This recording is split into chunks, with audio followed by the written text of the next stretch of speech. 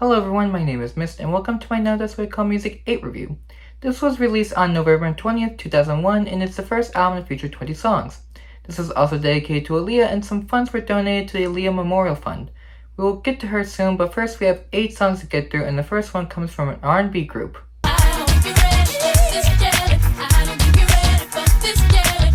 There are conflicting stories about the history of this song. According to Beyonce, she was inspired to write this while listening to Stevie Nicks' Edge of 17, which is what is sampled for the song, and reminded her of a voluptuous woman. This was originally going to sample Survivor's Eye of the Tiger, and unable to locate the song, the producer chose to sample Edge of 17. This song was so popular that the word was added to the Oxford English Dictionary in 2004. Even with that, it's good but not great. I don't mind how it sounds, but this just sounds weird to me, and whenever I hear this, it makes me think I'm listening to Stevie Nicks.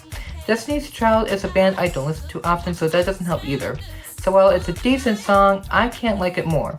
And now going from a girl group to a boy band.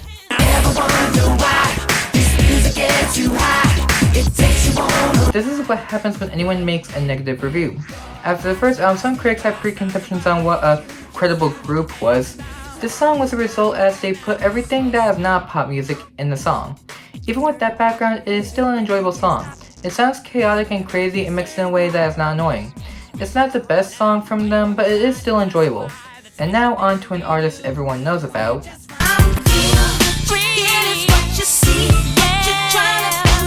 The version we will be talking about for this review is the original and not the murder remix with Ja Rule.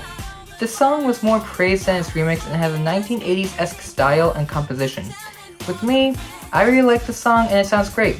The album this is on was her way of telling the fans thank you for their support, and this song was a great example of that. Out of all the songs we have listened to from her, this is the best so far. While we didn't talk about this song's remix, we aren't getting out of talking about this next song's remix.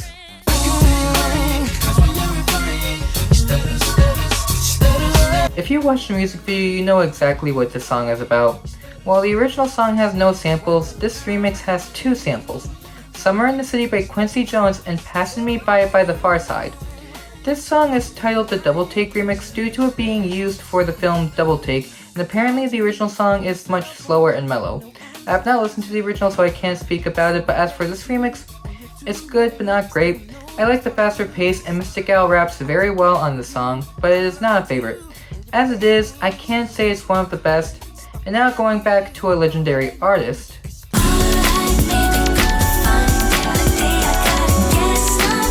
If you've had fantasies about finding your perfect match, this is the song for you. This song samples the guitar riff from Ventura Highway by America and the melody from Gymnopédie No. 1 by Eric Satie for the song. This song is about being determined to find a perfect match, and it sounds like a pleasant song. It sounds simple and doesn't delve into any territory I would find distasteful, which makes this easier to listen to. However, I have heard better songs from Jackson before, so I can't say this is a perfect song, but it is still a song to check out. Now on to an artist we are covering for the first time in this series, and the song in question is... Somebody hit the lights, so we can rock it day and night. This is another breakout song for a teen idol. This song had worldwide success thanks to Million's increasing prominence as a VJ on MTV. As a song, this sounds well, but at this point in the album, the songs start to sound the same and it gets harder to figure out opinions on them. The song does not sound bad, but it does not sound like songs we have heard in the past, and that kind of sours it for me. Like I said, it's not a bad song, just one that's boring. And now on to an artist that we have only seen once before, and this time we are talking about...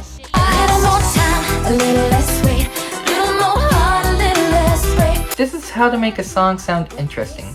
Last time we talked about Simpson, the song had a very obvious sample, but this time there is no sample. This song is about the protagonist wanting changes in a relationship they are in. This song is easy to listen to and it has that sound that I like to hear in songs like this. Songs I have liked in the past do have a similar sound, but it's a sound that I have never gotten sick of. And we are still speaking of artists who are teen idols, cause now we have...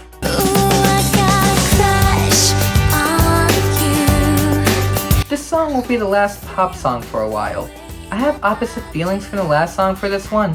This song just sounds underwhelming to me, and I know that all songs from a genre might need to have different sounds, but this one doesn't sound good for me. I have never been a fan of Moore's music, and unfortunately this doesn't help with that thought. And now on to the artist this album was dedicated to.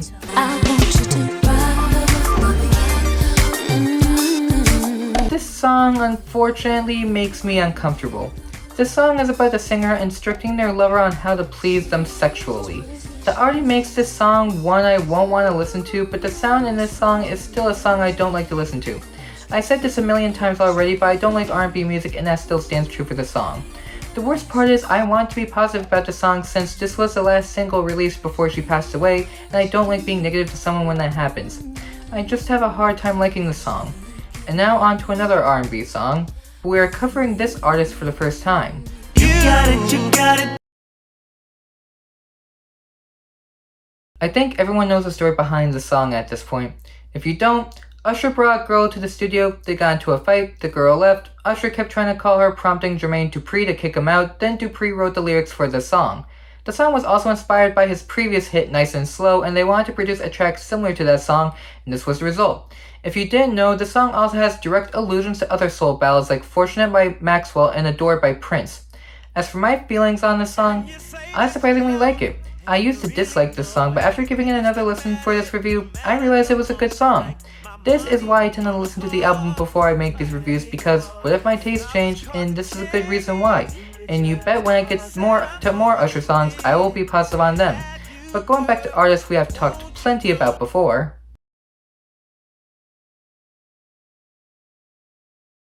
If you are sick of me praising this group, I am not stopping with this song.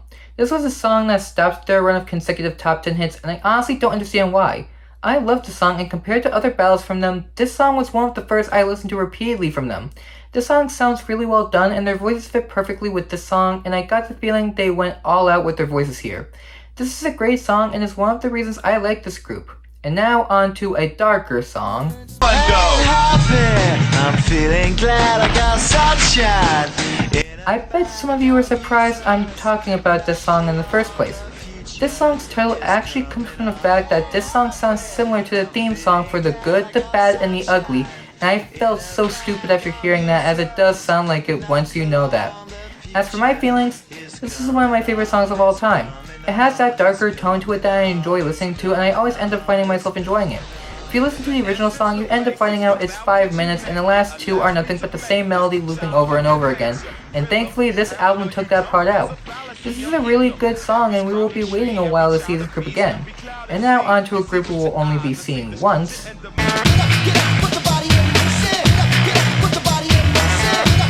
This song is one of the stupidest songs I've ever listened to.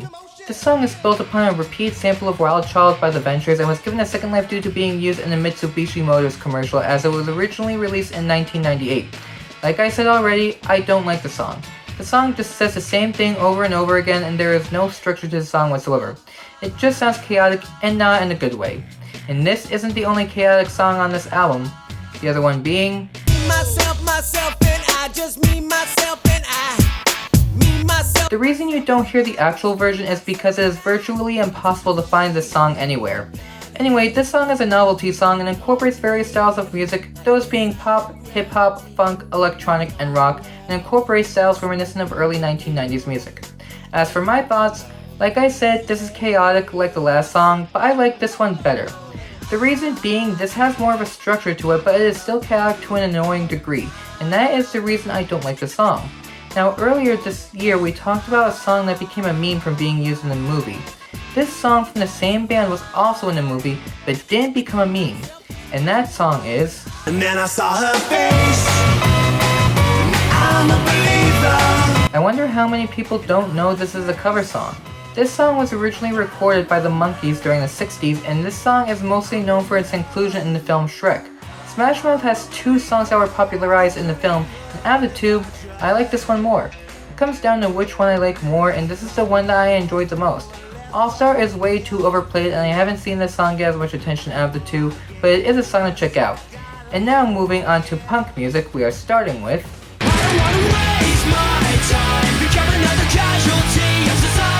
This song was actually not meant to exist. It wasn't even an idea and was put onto the album when it was almost pretty much done. This proved to be a good thing for them to create, as this is their most successful song. I think the hip-hop elements are the reason people like this song because of the fact that it is one of the most popular genres of music. As for my opinion, I enjoy this quite a bit. It's not a perfect song and there are better songs on this album, but it's still good for what it is, and to be honest, I don't really like punk music, but this is still a song worth checking out. And sticking with punk, we have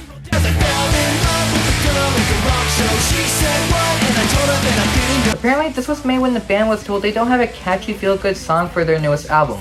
The song is about meeting a girl at a rock concert and was inspired by the band's early days touring punk rock clubs in their hometown. As for how I feel, it is definitely a catchy feel-good song, but I like some of their early stuff better. This is still a good song, but I won't put it among their best. I will still listen to it on repeat more than some other songs on this compilation, and one of those songs happens to be And she swears there's nothing wrong. the song was in the works before they were even signed to a label. This song didn't get finished for recording until their third album and unfortunately didn't end well. After the attacks on the Twin Towers, this song was deemed by Clearer Channel inappropriate for radio airplay due to its subject matter. Despite what I said in the previous song, this is still a good song. I like the sound and the singer's voice was perfect for this type of sound. And speaking of songs I think are good, Be like that, well, I would give anything. it's amazing when a band makes a song that is left completely to interpretation. This song can be about following your dreams, but it can also be about dreams you've missed and little notions of regret. Like the other songs, this is good but not great, which seems to be a theme for a lot of these rock songs on this album. This band has always made good songs and we will see some in later episodes, but this is still a good song regardless. Unfortunately, our last song is not a good song at all.